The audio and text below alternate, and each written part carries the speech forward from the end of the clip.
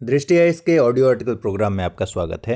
आज का हमारा आर्टिकल द हिंदू में प्रकाशित लेख India to stay global energy demand centre Dharmendra Pradhan और इंडियन एक्सप्रेस में छपी खबर ऑयल क्लेम्स मोर than $1 per barrel as OPEC allied producers agree record output cut के सम्मिलित सारांश पर आधारित है। इसमें टीम दृष्टि के इनपुट्स भी शामिल हैं। यह ऑडियो आर्टिकल सामान्य अध्ययन प्रश्न पत्र 2 के अंतर्राष्ट्रीय संबंध खंड से जुड़ा है। तो लेख की शुरुआत करते हैं। वैश्विक ऊर्जा मांग के केंद्र के रूप में भारत। कोविड-19 महामारी के चलते दुनिया भर की अर्थव्यवस्थाओं पर काफी बुरा असर पड़ रहा है। कोरोना संकट को लेकर दुनिया भर में जताई जा रही आशंकाओं के बीच ऊर्जा क्षेत्र में डिमांड कम रहने की आशंका बड़ी बड़ी आर्थिक महाशक्तियों को सता रही है। इन्हीं सब चिंताओं के बीच ऊर्जा बाजारों में स्थायित्व सुनिश्चित करने के तरीकों और माध्यमों पर ध्यान केंद्रित करने और अतिरिक्त उत्पादन से जुड़े मसलों पर चर्चा करने के लिए बीते दिनों G20 के ऊर्जा मंत्रियों की विशेष वर्चुअल बैठक हुई। G20 के अध्यक्ष की हैसियत से इस बैठक को सऊदी अरब ने बुलाया था, जिसमें भारत के पेट्रोलियम एवं प्राकृतिक गैस व इस्पात मंत्री श्री धर्मेंद्र प्रधान ने भी हिस्सा लिया। इस बैठक में G20 कंट्रीज और गेस्ट कंट्रीज के ऊर्जा मंत्री, ओपीईसी, IEA यानी इंटरनेशनल एनर्जी एजेंसी और IEF यानी इंटरनेशनल एनर्जी फोरम सहित कई संगठनों के प्रमुखों ने भागीदारी की। गौरतलब है कि G20 देशों की extra ordinary energy ministers meeting में केंद्रीय मंत्री ने जिस तरह भारत के एनर्जी इकोसिस्टम की तस्वीर पेश की, वह वैश्विक अर्थव्यवस्था में ऊर्जा की भूमिका के लिहाज से काफी अहम मानी जा रही है। भारत अमेरिका को हाइड्रोक्सी क्लोरोक्वीन दवाओं की सप्लाई करने के बाद अब ऊर्जा के क्षेत्र में भी वैश्विक चुनौतियों का समाधान करने को तैयार है और भारत इस वैश्विक संकट के दौरान भी वैश्विक ऊर्जा मांग का प्रमुख केंद्र बना रहेगा। वहीं दूसरी तरफ वैश्विक तेल की मांग को लेकर किए गए पूर्वानुमान में अब तक की सबसे बड़ी गिरावट दर्ज की गई है। लिहाजा अप्रैल का महीना ऊर्जा बाजार के लिए ब्लैक अप्रैल के रूप में सामने आया।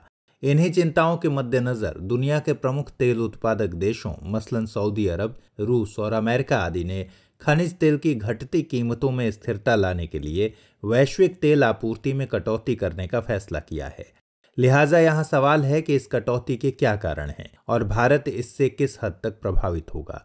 सवाल यह भी है कि भारत का एनर्जी इकोसिस्टम किस तरह भारत को दुनिया भर की ऊर्जा जरूरतों का केंद्र बनाने में मदद करेगा। ऊर्जा के क्षेत्र में भारत की क्या स्थिति है, वैश्विक ऊर्जा की मांग के केंद्र के रूप में भारत द्वारा क्या क्या कदम उठाए जा रहे हैं और भारत में स्वच्छ व किफायती ऊर्जा विकल्पों की क्या स्थिति है। इस आर्टिकल के जरिए हम इन सभी बिंदुओं को देखेंगे। तो सबसे पहले जानते हैं तेल आपूर्ति में हुई गिरावट से जुड़ी अहम बातों को। इस बैठक में ओपेक देशों, रूस एवं समूह के अन्य अनौपचारिक सदस्यों यानी ओपेक प्लस देशों के बीच हुए समझौतों के तहत कच्चे तेल की वर्तमान वैश्विक आपूर्ति में 10% की कटौती की जाएगी। इसके अलावा ओपीईसी ने अन्य देशों से भी अपने तेल उत्पादन में 5% की कटौती करने की मांग की है।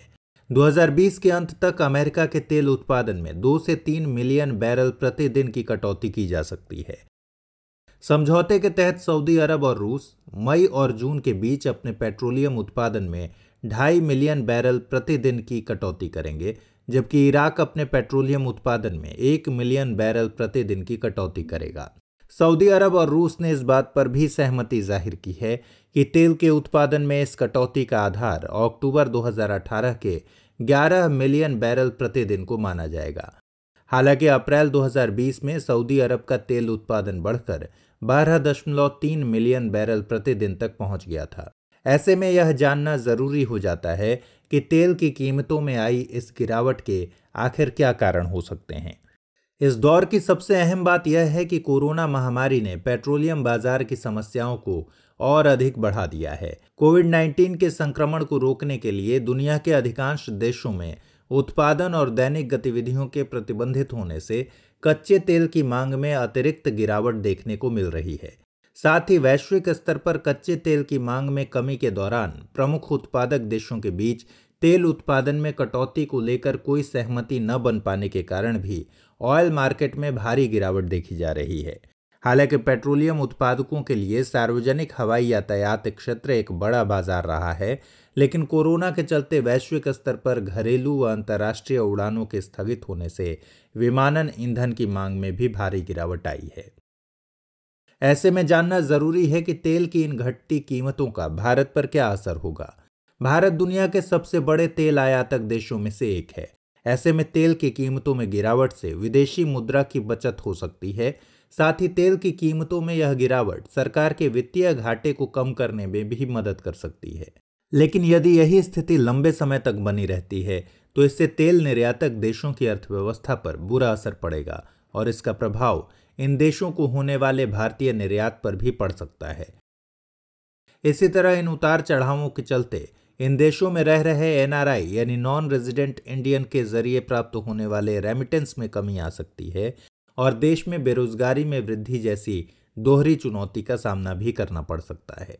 गौरतलब है कि भारत हमेशा से ही तेल बाजार में स्थिरता का पैरोकार रहा है, जिससे कि न सिर्फ उत्पादकों बल्कि उपभोक्ताओं के हितों की भी रक्षा हो सके। मौजूदा परिदृश्य को देखते हुए यह और भी अधिक प्रासंगिक हो गया है कि ऊर्जा उत्पादक देशों के साथ साथ उसकी खपत करने वाले देशों और वहां के उपभोक्ताओं के हितों को भी प्राथमिकता दी जाए। आइए अब देखते हैं कि ऊर्जा के क्षेत्र में भारत की स्थिति क्या है। अंतर्राष्ट्रीय ऊर्जा एजेंसी द्वारा तैयार की गई भारत की ऊर्जा नीति रिपोर्ट की समीक्षा के मुताबिक भारत दुनिया का तीसरा सबसे बड़ा ऊर्जा उपभोक्ता देश है और इसी उपलब्धि के साथ भारत अपने ऊर्जा क्षेत्र में एक बड़े बदलाव के दौर में है। रिपोर्ट में कही गई बातें भारतीय प्रधानमंत्री के ऊर्जा विजन को हासिल करने की दिशा में किए गए महत्वपूर्ण कार्यों की पुष्टि करती हैं।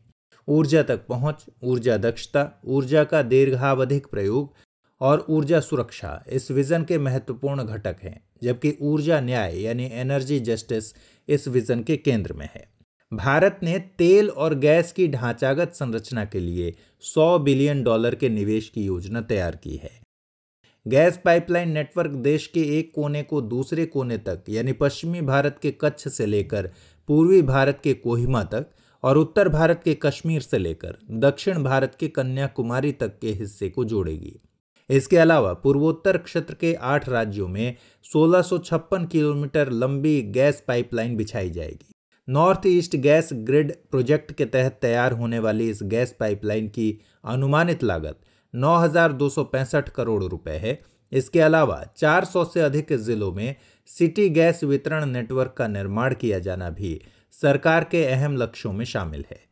यह नेटवर्क भारत के 50% भूभाग को कवर करेगा और इस नेटवर्क से 72% आबादी को स्वच्छ व किफायती गैस की उपलब्धता सुनिश्चित हो सकेगी। सरकार की ऊर्जा नीतियां साफ जाहिर करती हैं कि भारत जिम्मेदारी के साथ दीर्घावधिक उपयोग को ध्यान में रखते हुए इस ऊर्जा बदलाव को अपनाने के लिए प्रतिबद्ध है। हालांकि देश की प्रति व्यक्ति ऊर्जा खपत वैश्विक औसत से भी कम है और एक विकासशील देश के रूप में हमारी प्रमुख चुनौती ऊर्जा की बढ़ती मांग को पूरा करना है। फिर भी भारत ने हाल के वर्षों में आधुनिक ऊर्जा तक सभी की पहुंच सुनिश्चित करने की दिशा में काफी प्रगति की है। इस आधुनिक ऊर्जा में लोगों के लिए खाना पकाने का स्वच्छ ईंधन, बिजली के साथ साथ किफायती, सुरक्षित और स्वच्छ ऊर्जा की उपलब्धता शामिल है। गौरतलब है कि सभी के लिए ऊर्जा उपलब्ध कराना संयुक्त राष्ट्र के सतत विकास लक्ष्य 7 यानी SDG 7 का मकसद है। इस दिशा में उज्ज्वला योजना के जरिए देश के सुदूरवर्ती इलाकों में भी स्वच्छ ईंधन की उपलब्धता सुनिश्चित की गई है। भारत में 8 करोड़ से ज्यादा लोगों को उज्ज्वला गैस की निःशुल्क आपूर्ति की जा रही है। 1.7 लाख करोड़ से अधिक के राहत पैकेज के अंतर्गत उठाए गए इस कदम से जहां एक तरफ ऊर्जा और आर्थिक सुरक्षा के साथ सामाजिक सशक्तिकरण को बल मिलेगा, वहीं दूसरी तरफ भारत से ग्लोबल एनर्जी डिमांड को रफ्तार मिल सकेगी। आइए अब रुख करते हैं वैश्विक ऊर्जा की मांग के केंद्र के रूप में भारत द्वारा उठाए जा रहे कदमों की तरफ। वैश्विक ऊर्जा की मांग को गति देने के लिए केंद्र सरकार की तरफ से कई अहम कदम उठाए जा रहे हैं। LPG को प्रोत्साहन देने से जुड़े अनुभवों को अफ्रीका और एशिया के देशों के साथ साझा किया जा रहा है। वैश्विक तेल सुरक्षा के मामलों पर भी भारत अंतर्राष्ट्रीय सहयोग बढ़ाने की दिशा में निरंतर काम कर रहा है। भारत के लिए ऊर्जा से जुड़े मुद्दे विभिन्न देशों के साथ द्विपक्षीय व्यापार संबंधों के केंद्र में रहे हैं। साथ ही वैश्विक ऊर्जा परिदृश्य में भारत एक महत्वपूर्ण रणनीतिक देश के रूप में उभरा है।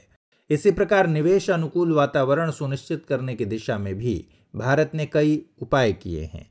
अंतर्राष्ट्रीय ऊर्जा एजेंसी के मुताबिक 2015 से 2018 के दौरान भारत के ऊर्जा क्षेत्र में किया गया निवेश दुनिया का दूसरा सबसे ज्यादा निवेश है। दुनिया की जानी मानी तेल व गैस कंपनियों जैसे Saudi Aramco, ADNOC, BP, Shell, Total, Rosneft, Exxon Mobil की भारत में महत्वपूर्ण उपस्थिति है।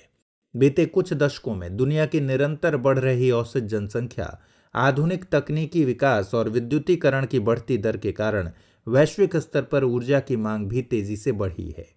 विशेषज्ञों के मुताबिक इस मांग को नवीकरणीय ऊर्जा के विभिन्न विकल्पों के जरिए पूरा किया जा सकता है। अब नजर डालते हैं भारत में स्वच्छ ऊर्जा के विकल्पों की तरफ। आर्थिक विकास, तेजी से बढ़ते शहरीकरण और प्रति व्यक्ति ऊर्जा खपत बढ़ने से देश की ऊर्जा मांग में बढ़ोतरी हुई है। ग्लोबल वार्मिंग, अम्लीय वर्षा और कार्बन डाइऑक्साइड के उत्सर्जन को कम करके पर्यावरण की सुरक्षा के लिए अब नवीकरणीय ऊर्जा ही भविष्य का एकमात्र विकल्प रह गया है। नवीकरणीय ऊर्जा एक ऐसी ऊर्जा है जो प्राकृतिक स्रोतों पर निर्भर है। इसमें सौर ऊर्जा, भूतापीय ऊर्जा, पवन ऊर्जा, ज्वारीय ऊर्जा, जल शक्ति ऊर्जा और बायोमास के विभिन्न प्रकारों को शामिल किया जाता है। इसी तरह तेल स्रोतों की विभिन्नताओं और ऊर्जा के वैकल्पिक स्रोतों के विकास की दिशा में भी भारत तेजी से आगे बढ़ रहा है। 2030 तक भारत पेट्रोल में 20% इथेनॉल मिश्रित करने और डीजल में 5% बायोडीजल मिश्रित करने का लक्ष्य हासिल कर सकेगा। वहीं राष्ट्रीय जैव ईंधन नीति में अपशिष्ट से संपत्ति निर्माण को विशेष महत्व दिया गया है। कृषि अवशेषों एवं घरों से निकलने वाले अपशिष्टों से विभिन्न प्रकार के जैव ईंधन तैयार करना भारत का अहम लक्ष्य है। जलवायु परिवर्तन पर पेरिस समझौते के तहत भारत ने 2030 तक देश में स्थापित बिजली उत्पादन क्षमता का 40% गैर जीवाश्म ईंधन स्रोतों से प्राप्त करने की प्रतिबद्धता दोहराई है। कम कार्बन उत्सर्जन वाली अर्थव्यवस्था के साथ धरती के पर्यावरण को सुरक्षित रखने की अपनी प्रतिबद्धता के तहत भारत ने 2015 में फैसला किया था कि 2022 तक 175 गीगावाट नवीकरणीय ऊर्जा क्षमता स्थापित कर ली जाएगी। इसमें सौर ऊर्जा का हिस्सा 100 गीगावाट, पवन ऊर्जा का 60, बायोमास का 10 और पनबिजली का 5 गीगावाट होगा। हालांकि प्रधानमंत्री नरेंद्र मोदी ने भारत की नवीकरणीय ऊर्जा क्षमता को 175 गीगावाट से बढ़ाकर 450 गीगावाट तक ले जाने की बात भी कही है। ऐसे में उच्च क्षमता की नवीकरणीय ऊर्जा प्राप्त करने के लक्ष्य से बड़े स्तर पर ऊर्जा सुरक्षा, बेहतर ऊर्जा उपलब्धता तथा रोजगार के बढ़ते अवसर सुनिश्चित हो सकेंगे। ये लक्ष्य हासिल करने के साथ ही भारत कई विकासशील देशों को पछाड़ते हुए हरित ऊर्जा उत्पादन क्षेत्र में दुनिया का एक सबसे बड़ा देश बन जाएगा। ऐसे में देखना होगा कि आगे की राह क्या हो। गौरतलब है कि निरंतर बढ़ती आबादी की जरूरतों को पूरा करने के लिए संसाधनों का तेजी से दोहन किया जा रहा है। ऐसे में काफी संभावना है कि गैर नवीकरणीय ऊर्जा स्रोत निकट भविष्य में समाप्त हो जाएं। लिहाजा नवीकरणीय ऊर्जा स्रोत और स्वच्छ ईंधन की खोज एक महत्वपूर्ण विकल्प बनकर उभरा है। भारत में नवीकरणीय ऊर्जा के क्षेत्र में अपार संभावनाएं हैं, जिन्हें अपनाने से न केवल पर्यावरण की गुणवत्ता में सुधार होगा, बल्कि इससे वायु प्रदूषण को भी कम किया जा सकेगा। इसके लिए जरूरी है कि हम न केवल नवीकरणीय ऊर्जा के उपयोग को बड़े पैमाने पर अपनाएं, बल्कि इसकी भंडारण क्षमता को भी बढ़ाने के प्रयास करें। नवीकरणीय ऊर्जा की विश्वसनीयता को बढ़ाने के लिए नवीकरणीय ऊर्जा संसाधनों पर अधिक नियंत्रण के साथ साथ इनका बेहतर प्रदर्शन सुनिश्चित करना होगा। सौर ऊर्जा से लेकर पवन ऊर्जा और जल ऊर्जा का विस्तार करके और भूतापीय ऊर्जा से विद्युत उत्पादन द्वारा दुनिया की अधिकतम बिजली की जरूरतों को पूरा किया जा सकता है। हमें समझना होगा कि भारत एक विकासशील अर्थव्यवस्था है। ऐसे में ऊर्जा के क्षेत्र में अत्यधिक वित्त पोषण की जरूरत है। इसके लिए भारत को मेक इन इंडिया जैसे कार्यक्रम को सफल बनाने के प्रयास करने होंगे। ऐसे ही ऊर्जा भंडारण के महत्व को और इस क्षेत्र की बेहतरी के लिए comprehensive national energy storage mission को तैयार किया गया है। इस दिशा में और अधिक नवाचार एवं नीतिगत समर्थन की जरूरत है। साथ ही भारत में नवीकरणीय ऊर्जा क्षेत्र में गुणवत्ता और विश्वसनीयता सुनिश्चित करने के लिए शोध कार्यों पर जोर देना होगा। इसके अलावा यदि हम ऊर्जा दक्षता को बढ़ा सकें और उसी अनुरूप बिजली की खपत को कम कर सकें तो यह ऊर्जा सुरक्षा की दिशा में बड़ा कदम हो सकता है। इन सभी उपायों के अतिरिक्त भारत में गैस आधारित अर्थव्यवस्था को बढ़ावा देना, स्वदेशी रूप से उत्पादित जैव ईंधन और नवीकरणीय ऊर्जा उपायों के जरिए कार्बन उत्सर्जन की मात्रा को काफी हद तक कम किया जा सकता है। साथ ही तेल व गैस आधारित अवसंरचना के निर्माण से भी सभी नागरिकों के लिए किफायती ऊर्जा की उपलब्धता सुनिश्चित की जा सकती है। आइए अब नोट करते हैं आज का सवाल। सवाल है, मौजूदा परिदृश्यों के मद्देनजर तेल की कीमतों में हुई गिरावट के अहम कारणों पर चर्चा कीजिए।